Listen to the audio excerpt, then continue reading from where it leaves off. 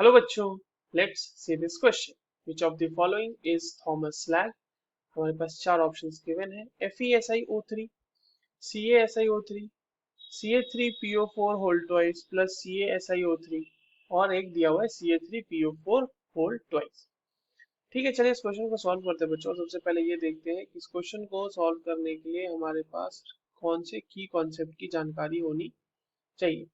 अब देखिए, ये जो सवाल है हमारे पास, ये बेसिकली हमसे पूछा गया है थॉमस स्लैग के बारे में, तो हमें यही पता होना चाहिए कि थॉमस स्लैग है क्या।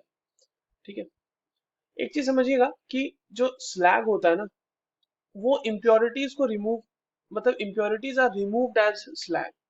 Impurities are removed as slag. जब हम किसी भी चीज का मेटलर्जिकल प्रोसेस करते हैं तो उसमें जो इम्प्योरिटीज होती है, वो जो होती है वो स्लैग के रूप में रिमूव हो जाती है। ठीक है, तो इम्प्योरिटीज को रिमूव करने के लिए हम एक फ्लक्स यूज करते हैं।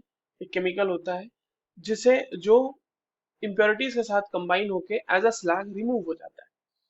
अब थॉमस स्लैग की बात की गई है तो देखिए, ये जो होता है बेसिकली ये कब ऑब्टेन होता है? ये हमें ऑब्टेन होता है in the process of manufacture of steel.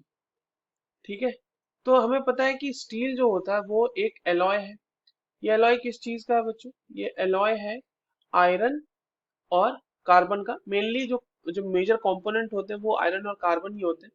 इसके अलावा depending on the nature of steel की कैसा स्टील हमें बनाना है, उसके अलावा और भी अलग अलग कंपोनेंट्स इसमें अलग अलग परसेंटेज में डाले जाते हैं। ठीक है, अब देखिए इसमें जो इम्प्योरिटीज होते हैं वो बहुत तरह की इम्प्योरिटीज हो सकती है इसमें, है ना। जैसे कि इसमें इम्प्योरिटीज हो सकती है सिलिका के रूप में हो सकती है जो इम्प्योरिटी, कुछ मैंगनीज हो सकते हैं इम्प्योरिटीज। ठीक है, इम्प्योरिटी सिलिका के रूप में, जैसे सिलिका को SiO2 लिख दो। मैंगनीज हो सकता है, फॉस्फोरस हो सकता है, ये सारे इम्प्योरिटीज के तौर पे प्रेजेंट रहते हैं।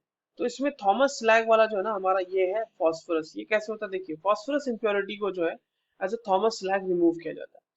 Now the phosphorus is converted to its oxide, that is P4O10, और इसका रिएक्शन फिर होता है 6CaO के साथ, यानी कैल्शियम ऑक्साइड के साथ, और ये कन्वर्ट हो जाता है Ca3 to Ca3PO4 whole twice, and जो ये कंपाउंड हमें मिला इसी को हम कहते हैं थॉमस स्लैग। ठीक है, तो ये इस तरह से रिमूव हो जाता है। कैल्शियम ऑक्साइड जो हो गया हमारा यहाँ पे, वो फ्लक्स हो गया, जिसको हम ऐड करके इम्प्योरिटी को रिमूव कर रहे हैं as slag. So the correct answer will be option 4. I hope you understood this well. All the very best.